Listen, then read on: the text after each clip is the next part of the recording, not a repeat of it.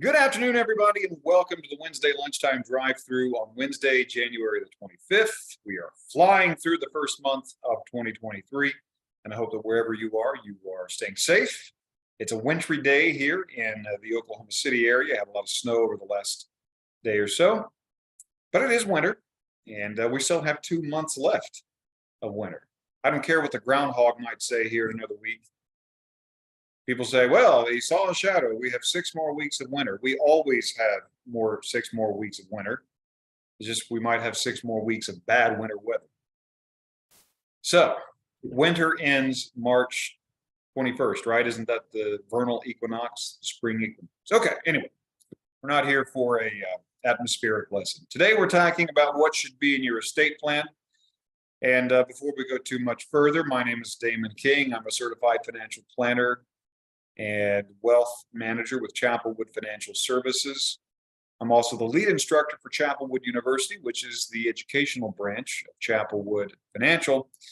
And we talk about a variety of topics on the Wednesday lunchtime drive-through. And today we're talking about estate planning. In one of my more recent episodes, I mentioned that getting your estate plan in order should be on your to-do list for 2023 if you don't already have your estate plan in order, or if it's outdated and it needs to be updated.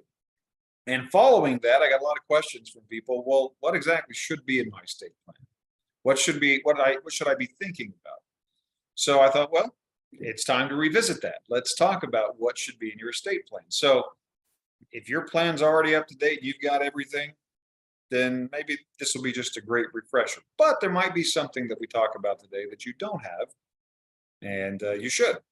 So let's get into it. As always, if you've got a question or a comment, hover over your toolbar at the bottom of the screen. You'll see the chat or Q&A buttons. You can click one of those and put your comment or your question down there. I'll see it and I'll share it right here live with everybody else on the call.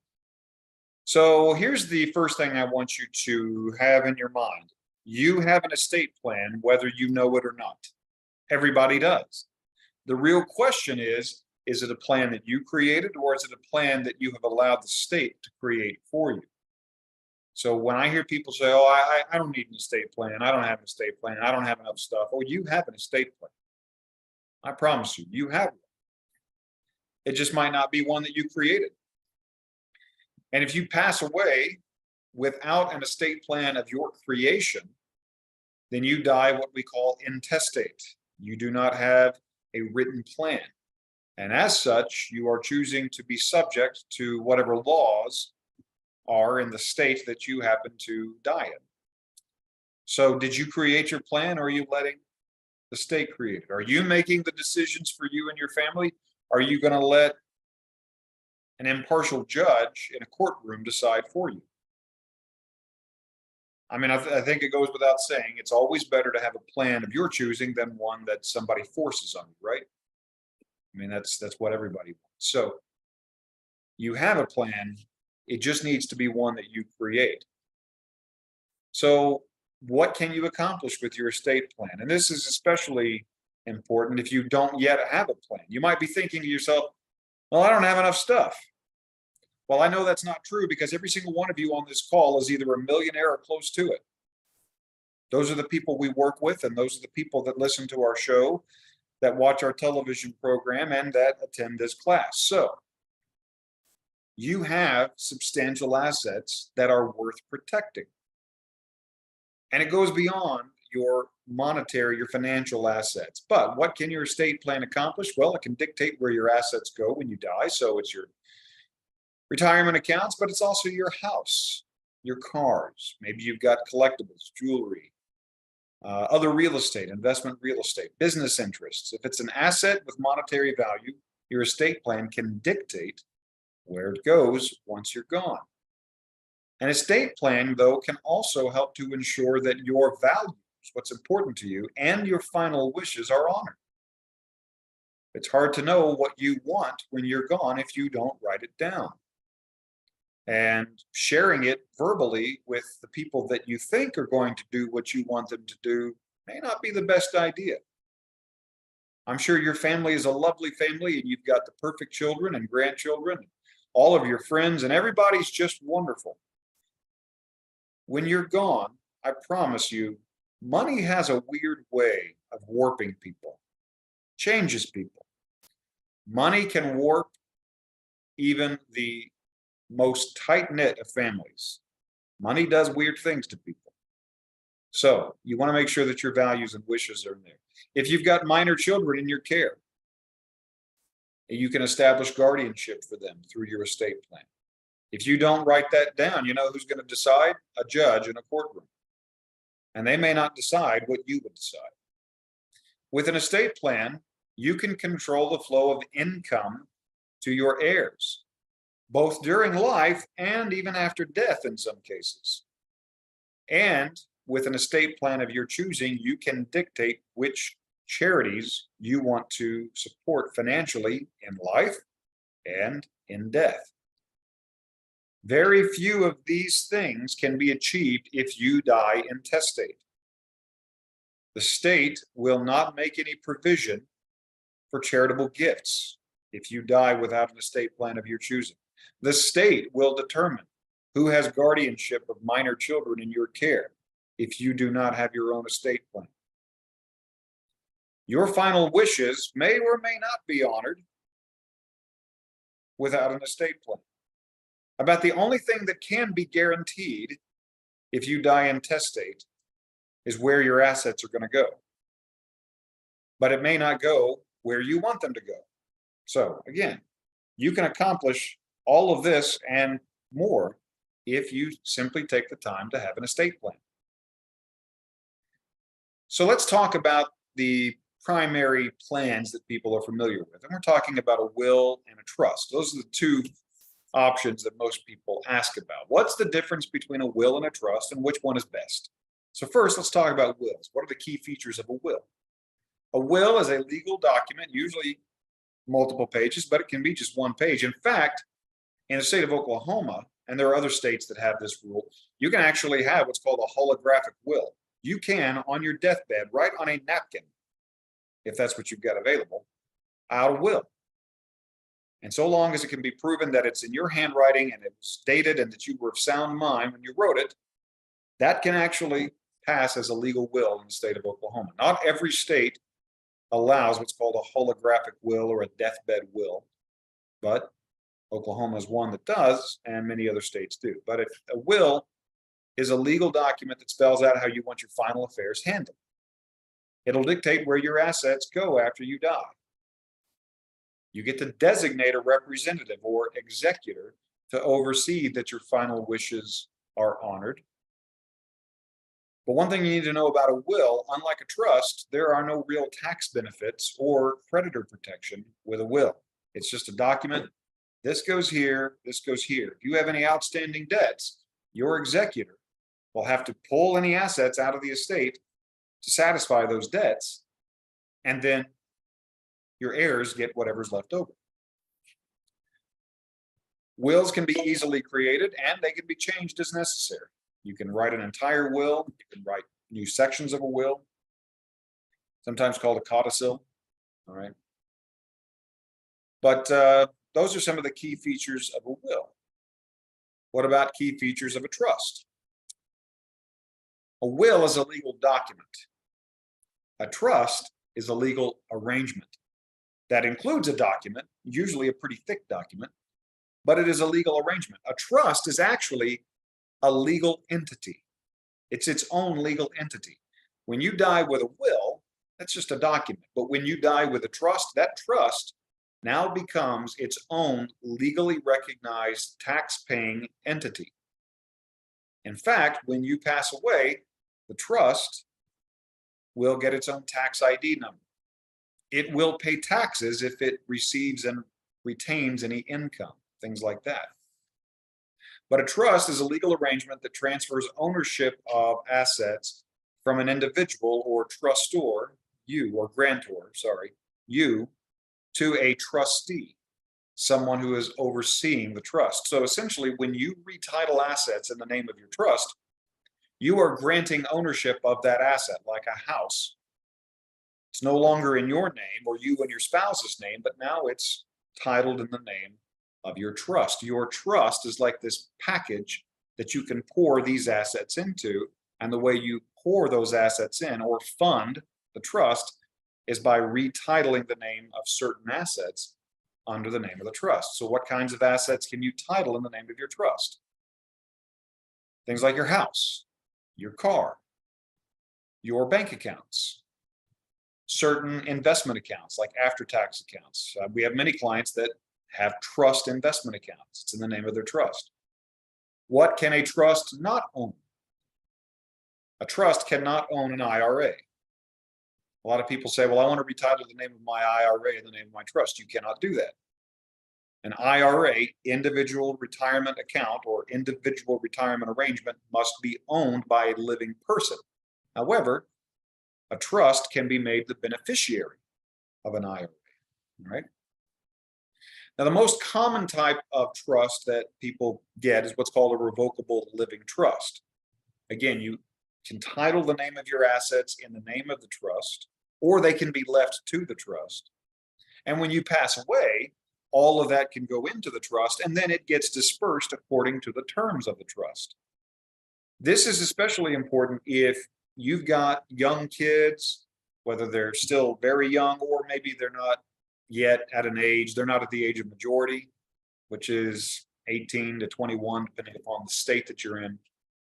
Or you just, even if they are at the age of majority, but you don't want your 25-year-old child or grandchild to have $3 million just dumped on them.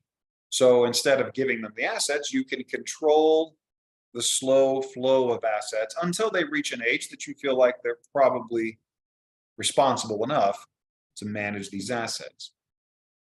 When you set up a trust, especially a revocable living trust, you get to retain control, you or your spouse or whoever else is considered the grantor of the trust. You retain control of the trust assets while you're living, and sometimes even after you die. While you're living, there's really no difference in terms of taxes. The IRS, anyway, sees no legal difference between you and the trust. So, for example, if you own an investment account that is titled in the name of your trust, and then at the end of the year, you get a 1099 for income or dividends, capital gains, things like that, you are going to pay those taxes personally. You can pay them out of trust assets, like your bank account or other investment accounts, but you are the one responsible. The trust is not going to file a separate tax return for that. All of the income is deemed to be yours personally.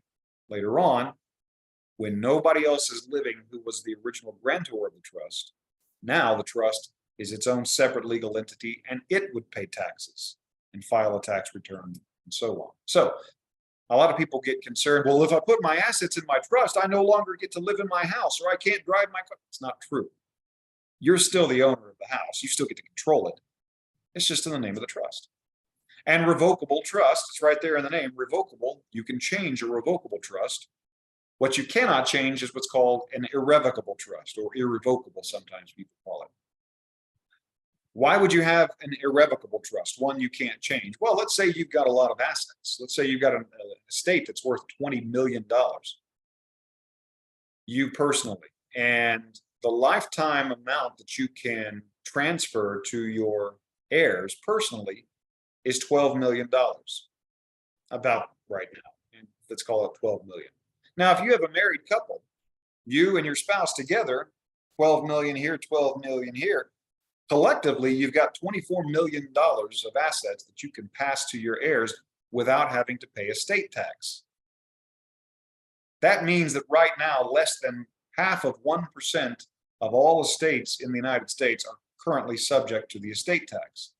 However, in the year 2025, just a couple of years from now, the estate tax threshold is going to go down from the level that it's at now to about 5 million, which means far more people are going to be subject to the estate tax. And if you transfer to your heirs more than that 5 million, that lifetime exemption amount, anything above that that you transfer to your heirs is going to be subject to estate tax. So it's a much lower amount of assets that you can pass on starting in 2025, meaning that if you use an irrevocable trust, you actually remove those assets from your taxable estate. Once it goes into the trust, you no longer have any control over it. And if you no longer have any control or interest in that property, you have no beneficial interest, then it's not going to be counted as part of your estate. Now, there is a 3-year rule. All right. So there's a 3-year look back. Any assets that you try to remove from your taxable estate, if you die within a 36-month period of doing that, those assets will be clawed back into your taxable estate. So if you're going to do this, try to live at least 3 more years so that you can actually get the benefit of this. So anyway, that's a little crash course in trusts. So which is better for you? Well, the answer is it depends, right? What are you looking for? What do you want to accomplish? Wills are usually very simple and very inexpensive. I mean, you can go on LegalZoom.com, I think, and get a will done for $50. I don't really recommend that. I recommend you hire a qualified estate planning attorney who will put it together for your, I mean, this is your life that you're planning here, okay? Your sum total of all of your life stuff. It's probably worth it paying an attorney a few $100 to get this done right. Wills go through probate. So the process of probate is simply an uncovering process, a revealing process. The court opens it up to reveal, here's everything in this person's estate. Now you, executor, go and make sure that everything goes to where it needs to be. So the word probate has kind of become a dirty 4-letter word, but it doesn't have to be that terrible. It can be, but it doesn't have to be. Really, the big issue for probate is that usually the person that you identify as your representative or executor, they're not a financial professional. They got to go through all this stuff and they got to do this and they got to do that. And they're probably working a full-time job and they've got their own family, and it can become a very cumbersome process. So it's not that probate has to be complicated and painful, but it often is, because the person who is managing it is usually not a financial professional who knows what to do. Okay, they don't know what they need to do. So wills go through probate and they don't allow for much control. It's like you put it on a piece of paper. Once you're dead, that's it. There's no more changes. There's no more control that you have. The probate process is a public process. You can actually look through the newspaper and you can see listed right there on the county records all the estates that have been filed to go through the probate process. If you are an enterprising criminal and you want to try to weasel your way into an estate, you know how you can do that? People make it really easy for criminals to weasel their way into their estate. First of all, when you go through probate, you see it right there. Damon died and his will is going through probate. And then what does my wonderful, loving family do to aid this criminal? They write this wonderful, long obituary that includes the names of all of my family members and everything I ever did in my life, which is a wonderful resource for any enterprising criminal to be able to call up my executor to say, oh yeah, I remember his grandpa Dean. I remember our summers there at the lake house at, Lake Tenkiller. Wasn't that a lot of fun? You see, we give them all this wonderful personal information to use to now try to say, I'm a long lost cousin. You think it can't happen? I've seen it happen. It does happen. So what if you want more privacy? Well, you go with a trust. A trust is more private, does not go through the probate process. And as a result, it's more private.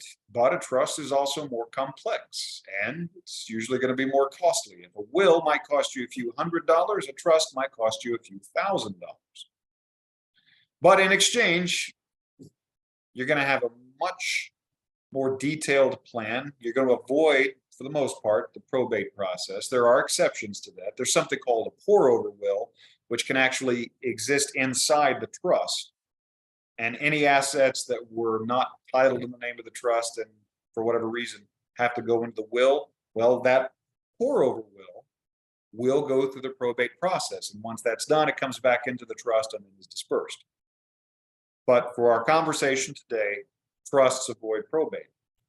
and they provide for more control and privacy. So you can actually control the flow of assets inside of a trust in your life and even after you're gone. So which is best for you? Well, it comes down to some questions that I would ask you. What's more important to you? Cost, so I want to keep this as inexpensive as possible, or is it control? I don't mind paying a little bit of extra money if it means I can control the flow of these assets. Do you want to keep things as simple as possible? And if so, you might want to go with a will. Or are you willing to have a little bit more complexity so long as you can keep your private information private? So those are the things that you want to ask yourself. Ultimately, you're going to want to sit down with a qualified estate planning attorney, which I'm not. I'm not a licensed attorney. I don't draft legal documents. I give my clients guidance and I answer their questions. Ultimately, we're going to need to bring an estate planning attorney to the table to make sure this is done correctly and that we dot every I and cross every T. So what are some of the other items that should go into your estate plan? You should consider powers of attorney. These are legal authorizations written, signed, and witnessed.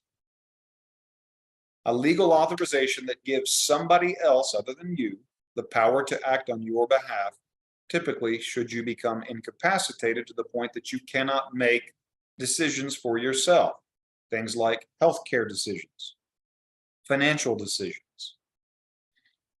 Generally, when we see powers of attorney, they are springing, first of all. So springing meaning some event has to occur before this person has the authority to make decisions on my behalf. I'm not just giving somebody blanket power when I can make my own decisions to make decisions for me. You don't want that. So you want to have a springing power of attorney that says, if I go into open heart surgery and for this period of time, I am incapacitated because I'm in ICU and I cannot make financial decisions. I can't make healthcare decisions. You, representative, are authorized to make those decisions on my behalf, but only when this event occurs. Then often the power of attorney is also durable, meaning that even after the initial event has passed, and if I am now mentally incapacitated, that power remains in effect. If it's not a durable power of attorney, then even if you become mentally incapacitated, your financial or medical or healthcare power of attorney may not be able to make decisions for you if you become mentally incapacitated. We do have a question that came up here. Dan says, I know most of your listeners are millionaires or multimillionaires, but my question is open-ended. I heard another investment counselor say that trusts are usually for the very rich, 5 million plus, but the average person only needs a will. Your thoughts? So Dan, my thought is that in general, that's a place to start. Okay. You could make the argument that if you don't have a lot of assets, then that also might mean that you don't have a lot of cash flow and therefore you can't afford a trust. Okay, so that's one argument. My personal feeling is it goes beyond the money. Does it make more sense to have a trust the more assets you have? Yes. However, let's say that your investments, trusts are usually for the very rich. Again, to me, it comes down to what else do you want to accomplish? It's more than just about passing on assets. It's about passing on values. It's about maybe you want your children, your heirs, to have some financial guidance, a financial professional to help out. So even if you only have a estate valued at $1 million, but you want some professional guidance ongoing for your heirs, a trust can help with that. A will doesn't. So to me, it's not necessarily asset dependent. That's a big part of it, but it's also dependent upon what are you trying to accomplish. And you can have certain goals that a trust can accomplish that a will cannot, even if all you have is $1 million. So that's my own personal feeling. In general, yes, the more assets you have, the more relevant a trust is, but it's not always that way. So, and what is the average person? I don't know. Everybody's different as far as I'm concerned. So those kinds of answers, that's why I say it depends. I try not to give an average answer. So hopefully that helps. That's my answer, but I respect anybody else's opinion as well. So great question. Let's see, okay, yeah. Powers of attorney should be very carefully worded to avoid giving your representative too much or too little power when they need to make those decisions. Okay. You don't want to give too much or too little. You want to make sure that they're very specific in what it is that you want to accomplish. All right. An advance directive, or also called a living will. A living will is a legal document that outlines your wishes related to end-of-life medical care. Basically, this is how long do you want to be on life support if it comes to that.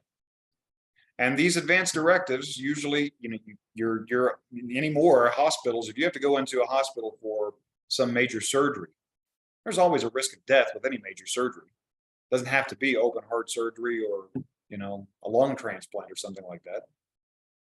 You go into the hospital and you get your body cut up, there's a chance you could die. Maybe a very little one, but there's a chance, right? So most hospitals are going to ask, do you have an advance directive? And if so, we'd like to see a copy of it. The advance directive can only be honored once a qualified physician makes a determination about your condition that this person is now permanently incapacitated, they're brain dead, or they're terminally ill. They're not going to get better. Now the advance directive can take precedence. However, if EMTs show up to your house with an ambulance and they start giving you CPR, they are legally required to do everything they can to stabilize you for transport to the hospital. So the EMTs cannot legally honor your advance directive. They can't withhold life-saving efforts because of your advance directive. That can only be done once a qualified physician has determined, in their opinion, that you are not coming back or you can't be saved. Well, obviously, if you die right there, well, then that's different. But if they can stabilize you and get you to the hospital, they have to do that. The other thing about your medical power of attorney, they need to be able to emotionally set aside how they feel, how they might feel. So, for example, if this is a child, if you name one of your children as your medical power of attorney, and the doctor comes to them and says, your dad or your mom is not going to make it, they have an advance directive on file, and they have asked to be removed from life support. Your medical power of attorney, even though they want desperately to keep you alive, your medical power of attorney needs to be able to set that emotion aside to honor your wishes. So be very careful about how you choose and who you choose to put in that position. It might not be the best idea to put a child in that position, because your child may want to keep you alive because they don't want to lose you. Some other items to include in your plan. A list of physical assets that you own, artwork, jewelry, things that you have, okay? Over a lifetime, you accumulate a lot of stuff. What's up in the attic that nobody knows about, right? I would encourage you to write a letter to your family, whether it's written, audio, video. For those of you that have lost your parents, what would you give if you could have a video recording of them before they passed away, or an audio recording to be able to hear their voice and see their face again, just to remember them? So, or even just a letter written from them in their handwriting. Don't type it, write it out. We want that connection. We don't want to lose that connection, right? Be sure to include a list of usernames and passwords for your various online accounts, like Netflix or your credit cards or your bank statements. Those things are going to become very important later on. And if nobody knows how to access them, to cancel those or whatever, those bills will continue to get paid, right? And you also should make sure you keep a good roster of all of your financial advisors, your CPAs, your attorney, and your insurance guy, and your real estate agent, and your banker, and your auto mechanic, and the guy that does your HVAC, all of that. I know it seems overwhelming, but You know what's going to be more overwhelming is when your family is grieving your loss. They're planning your funeral if you haven't already planned it. And that's another thing to put in your plan. Try to get your funeral arrangements already made. That way it's done. You know, one of the hardest things that I see clients who have lost a loved one go through is they're trying to grieve, and now they have to stop and deal with all of the money. They know it needs to be done, but it's just hard. It's hard to do that. It's emotionally and physically draining. Make the process of transition as easy as possible. And you can do that in advance while you're still living. All right.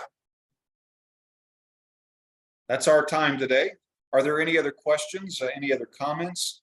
Dan, I hope that answered your question. I appreciate you asking that question about, what's the minimum amount of assets that one should have to justify a trust? 5 million might be a good place to start. Me personally, I believe it's based upon what you're trying to accomplish. But it can be quite expensive, so it should probably have a few things in there. Let's see here. We have another question here. Dan says, yes, thanks. Perfect. It's good to see you, Dan. Dan is one of our regulars. He's on here all the time. We have many regulars, many clients that join us every week. I don't see any other questions today, so I hope that you enjoyed this brief conversation about what should be in your estate plan. Make this year the year that you get your estate plan either created or updated if it needs to be. And if you've recently updated and looked at it, great. Check, you're done. But take some time to get your estate plan in order. It's so important. And a little bit of time and planning can save a lot of heartache and pain for your family later on. Let that be the last love letter that you give to them. Let that be the last gift that you leave to your family. Get your estate plan done, and it doesn't have to be the horrible, burdensome activity that a lot of people believe it to be. And if you need some help, we've got attorneys that we can put you in touch with. Great estate planning attorneys that we work with all the time. And I'd be happy to share some of those names with you. I'm not going to send you 10. I'm going to send you like 3. And then you get to choose, who do I want to work with? All right. Thank you so much for your time today. We appreciate you being on the Wednesday lunchtime drive-through. Have a great rest of your week, and we'll see you next time. Bye-bye.